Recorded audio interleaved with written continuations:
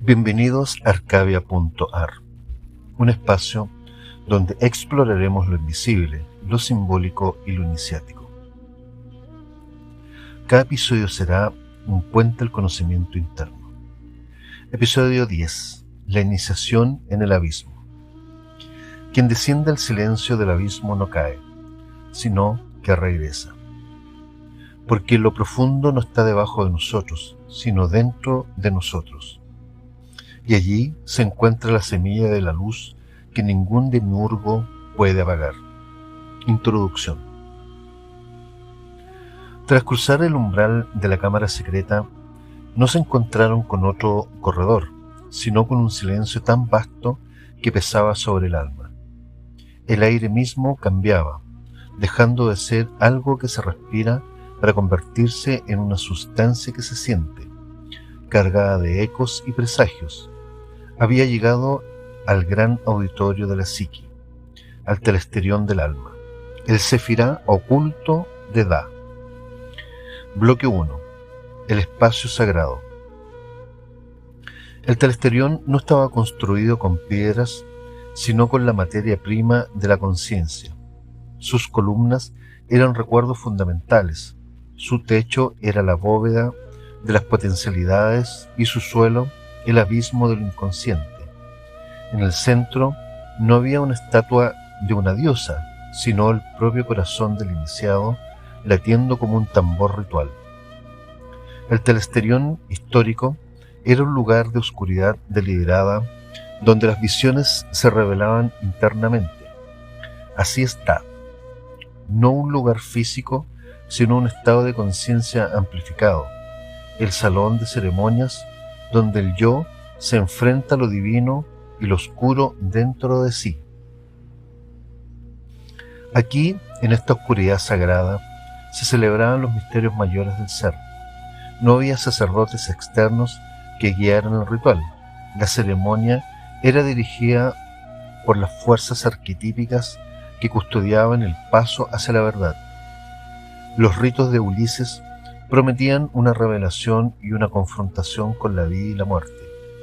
Esta es exactamente el drama que se desarrolla entre el ángel de la presencia y el ángel de la sombra. El umbral de la cámara secreta no fue un final, sino la puerta a un silencio más profundo. Al cruzarlo, la piedra y la materia se disolvieron en la vibración pura de lo intangible. Habían descendido al Sefirá invisible en el corazón del árbol de la vida, el vértigo silencioso de Da. No había pasadizos ni muros de roca, sino un laberinto viviente tejido con la sustancia de la psique misma. Era el telesterión del alma, el gran salón de iniciación donde la conciencia era a la vez el templo, el sacerdote y el sacrificio. Como Teseo en la oscuridad cretense, el iniciado no tenía más espada que su intención, y su único talismán era el hilo de Ariadna. De conciencia pura, un fino filamento de plata luminoso atado al corazón de la realidad. La línea de vida que lo unía a la razón de su viaje. La clave no era la fuerza, sino una orientación interior absoluta. Saber leer en cada aparición, en cada susurro y en cada monstruo el símbolo que lo conduciría hacia la salida o lo encarcelaría para siempre a su propia prisión. De la quietud vibrante emergió primero el ángel de la presencia. Su aparición fue un suave amanecer interno. Era la encarnación del hierofante interior, la voz del yo superior que conoce el camino de regreso a la fuente. Su luz era una certeza serena, una vibración que calmaba la tormenta de la psique. No portaba un mensaje, sino era el mensaje mismo. Una comprensión inmediata que lo buscado siempre había estado allí. Era la esencia del Metatrón, mostrando los planos del universo que yacen latentes en el alma. Pero toda gran revelación exige una confrontación igualmente poderosa, y así, de las profundidades más íntimas del telesterión personal, surgió su contraparte necesaria, el ángel de la sombra. Era el guardián de la experiencia vivida, el actor principal en el drama sagrado de la propia existencia. Se alzó devolviéndole al iniciado el reflejo de todo lo negado, las pasiones no transmutadas que ardían dentro de él, los miedos ancestrales que tejían sus telarañas en los rincones del carácter. En la tradición hermética, este era el ritual del catabasis, el descenso a los infiernos para enfrentar los propios fantasmas. Su desafío resonó en el silencio. ¿Reconocéis que todo esto pertenece sin permitir que te defina? ¿Puedes mirarme sin huir y ver en mi oscuridad una parte de tu vida olvidada? Este duelo angélico era la verdadera ceremonia de los misterios mayores del ser, la sombra que condensaba toda la historia personal y el espíritu que era puro potencial divino. Vencer no implicaba aniquilar a uno, sino integrar el mensaje de la sombra con la guía de la presencia. El que emergía de las profundidades de este telesterión interior ya no era un simple iniciado, se había convertido en un epoptes, un vidente que había contemplado los misterios más profundos del ser. Llevaba la paz serena de la presencia y la fuerza integrada de la sombra. El abismo de Da dejaba de ser una grieta para convertirse en un puente. El laberinto se revelaba, al fin, como el mapa de un alma que había logrado recordarse a sí misma. El viaje continuaba, pero el alma por fin caminaba iluminada. El telesterión de Ulises no era el destino final, era el lugar de transformación para regresar al mundo renovado. Es entender que el Minotauro era sólo una parte de nosotros enterrada y enfurecida, que clamaba por ser integrada en el ser. Bloque 2. El templo interior y las 5 cámaras del hombre. La experiencia del telesterión del alma no es una mera metáfora, es un mapa anatómico de la conciencia. Los antiguos misterios enseñaban que el gran templo de Ulises, con sus sucesivas cámaras y recintos, era una réplica externa de un santuario interno. El verdadero viaje ulisino ocurría en el microcosmo del hombre.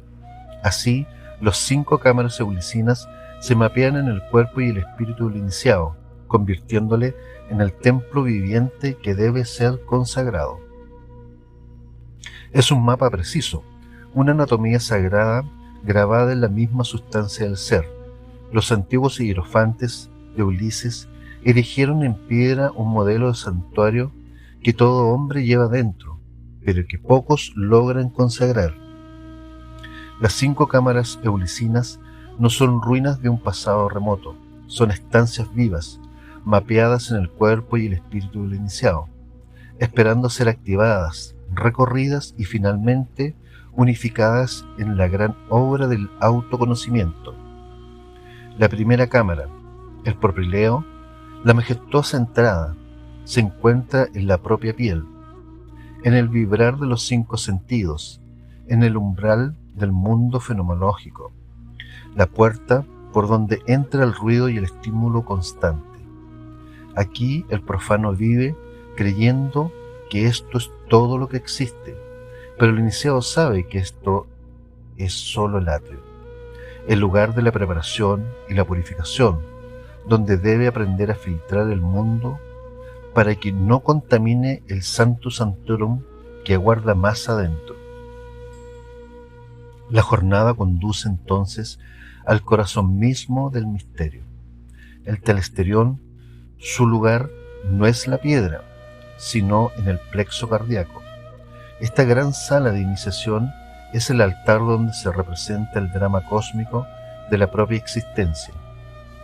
Es en esta oscuridad sagrada donde, en soledad ceremonial, la conciencia enfrenta el duelo angélico entre la presencia y la sombra. Es donde el ego sufre su muerte simbólica para que el espíritu renazca. Es la cámara de la visión. Y en el centro mismo de este telesterión interior, resguardado por la penumbra, se alza el Anacatarón, el palacio sagrado. Su correspondencia es en la glándula pineal, ese tercer ojo que mira hacia adentro, el punto inextinguible de conexión con lo divino. Es la morada del ángel de la presencia, el yo soy que observa impasible el drama. Conectando estas tres cámaras, tan reales como invisibles, se encuentra el laberinto. No es un lugar, sino una red viva, la columna vertebral, el axis mundi personal y los canales energéticos que son los meridianos y nadis.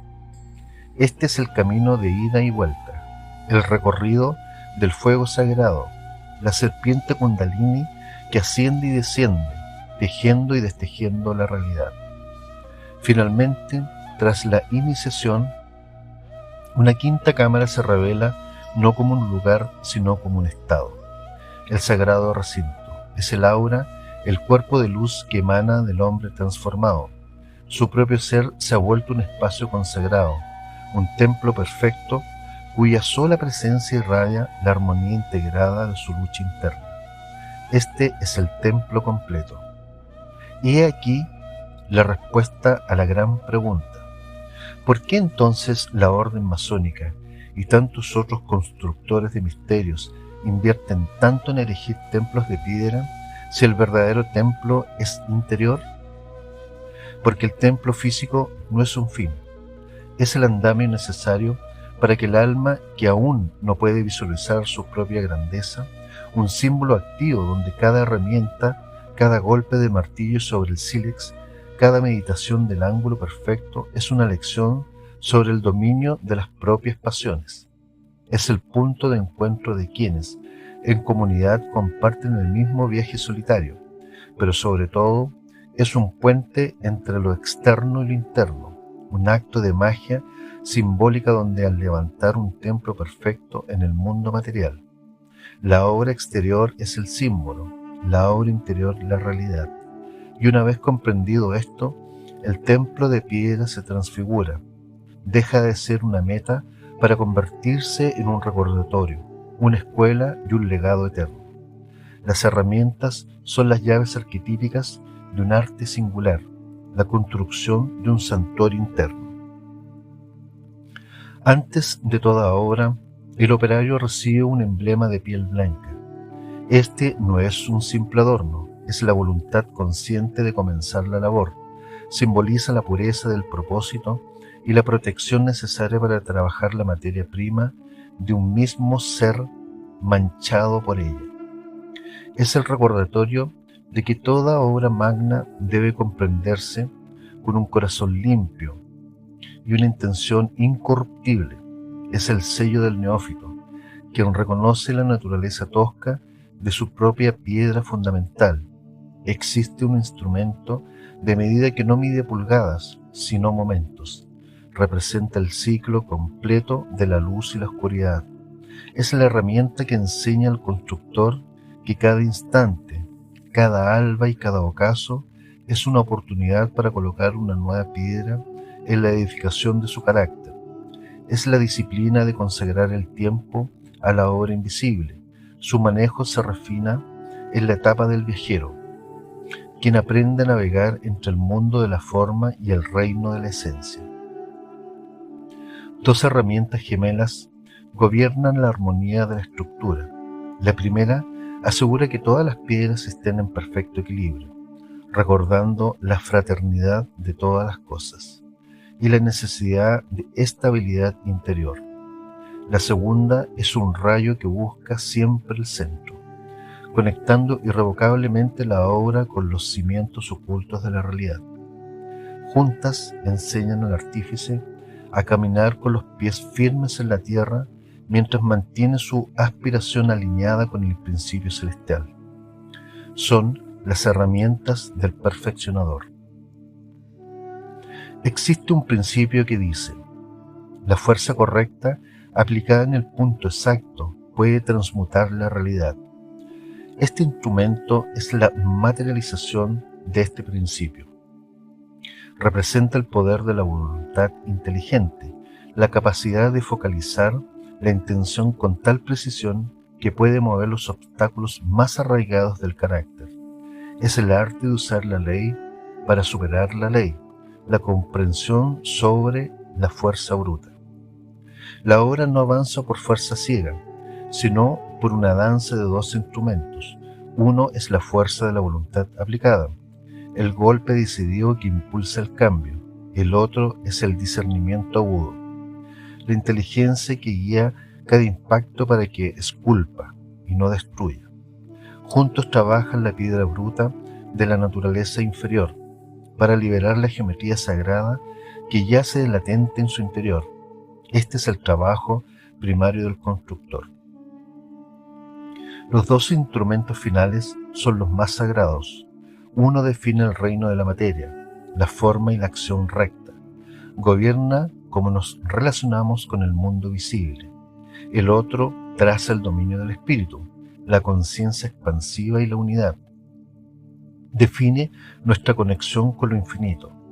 Entrelazados representa la gran obra consumada, la perfecta integración del cielo y la tierra, del espíritu encarnado en la materia de manera armónica y consciente. Es el símbolo del adepto que ha realizado esta unión dentro de sí. El dominio de estos instrumentos conducen a una revelación. El operario comprende que el sonido primordial, el verbo creador que se cree perdido, no se haya inscrito en ningún muro de piedra. Resuena en el silencio que sigue el impacto perfecto del dúo transformador. Se revela en el equilibrio sublime entre el ángulo y el círculo dentro del propio pecho. El secreto no es una palabra por pronunciar, sino un estado de conciencia unificada. Es la comprensión de que, al tallar su propia piedra, el constructor ha descubierto que siempre fue la piedra angular viva, la pieza clave consciente del templo universal. El templo físico, con su instrumento velado, es el campo de enfrentamiento. El templo interior es la obra consumada. Es un arquitecto del alma, que trabaja en silencio forjando el oscuro carbón del diamante, no para el brillo, sino para reflectar la luz única en 1.000.000 de colores de servicio al todo. Bloque 3. La cadena de oro, las huellas del Minotauro y el secreto de la sal. La obra nunca se realiza en soledad ni en el vacío. Quien descienda al laberinto de su alma y se enfrenta al Minotauro interior no lo hace solo por sí mismo, sino como un eslabón de una cadena de oro que atraviesa los siglos. Esa cadena está formada por las corrientes silenciosas de la gnosis, hierofantes eulicinos, agnósticos, coptos, que copiaron el apócrifo de Juan, alquimistas que fijaron el espíritu en la materia, arquitectos de catedrales y buscadores modernos que trabajan su piedra bruta. El mito del laberinto, leído en clave agnóstica, es un mapa de la conciencia. Creta representa la mente ilusoria, el kenoma, llena de pasadizos construidos por los arcontes. El Minotauro no es un monstruo externo, es Yaldabaoth, el dimurgo ciego del apócrifo de Juan, que devora las chispas de luz cuando el alma se olvida de su origen. Sicilia, donde Dédalo construyó otro laberinto, es la proyección de sí mismo patrón hacia el mundo exterior. Vivimos perdidos afuera, porque ya lo estamos adentro. El iniciado debe enfrentarse al Minotauro en su interior. Pero conocer el mapa y la brújula no basta. Hace falta una práctica que fije la experiencia. Aquí surge el laberinto de la sal, símbolo de lo fijo y de la sabiduría que preserva, se convierte en espejo del alma. Al trazar un laberinto con sal o recorrerlo en meditación, se externaliza la arquitectura interior. Cada rincón oculto revela un arconte personal, cada detención muestra una rutina ilusoria, cada centro hallado en paz es el punto donde la chispa divina se reconoce. El apócrifo de Juan descorre el arquitecto de la prisión. La sal fija en símbolo visible lo que antes era invisible.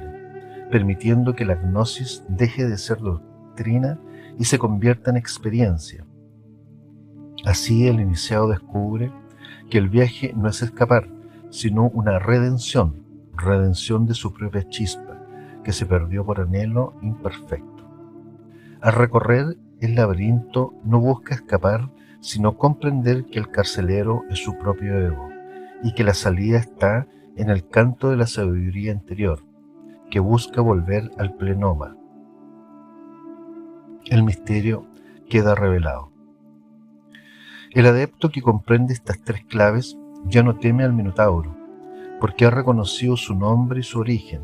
Ya no se pierde en los pasadizos arcónticos, porque ha descubierto que cada muro, cada sombra y cada recorrido es parte de su propio despertar.